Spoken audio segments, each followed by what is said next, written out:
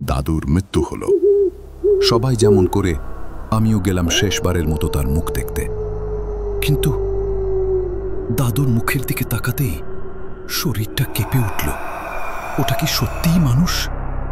তার মুখটা পিশাচের মতো বিকৃত, হ্যাঁ, ঠিক শয়তানের মতো। কিন্তু মজার কথা, এটা যেন শুধু আমারই চোখে পড়ছে। সেদিন রাত ঘুমাতে গেলাম, কিন্তু ঘুম আসছিল না। আমাদের পারিবারিক কবরস্থান ঠিক আমার জানালার বাইরে। দাদুর কবর দেখা যায় স্পষ্ট। অস্বস্তি, বুক ধরফর করছে, চোখ বারবার জানালার দিকে চলে যাচ্ছে। শেষমেশ উঠে দাঁড়ালাম, জানালাটা বন্ধ করতে যাব, তখনই দেখলাম ওটা দাদুর কবরের চারপাশে কুয়াশার ঘন মেঘ জমে গেছে, আর হঠাৎ কবরের মাটি নড়ে উঠল।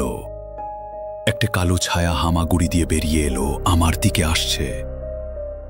ধীরে ধীরে, চুপি চুপি। আমি নড়তেও পারছি না, দেহটা পাথর।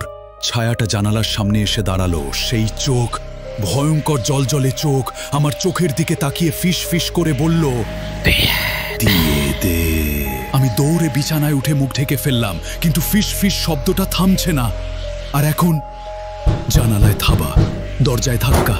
আমি কাঁপছি, ঘরের বাতাস ভারী হয়ে আসছে, আর ছায়াটা এখন ঠিক দরজার ওপারে। বন্ধুরা, এ তো মাত্র শুরু।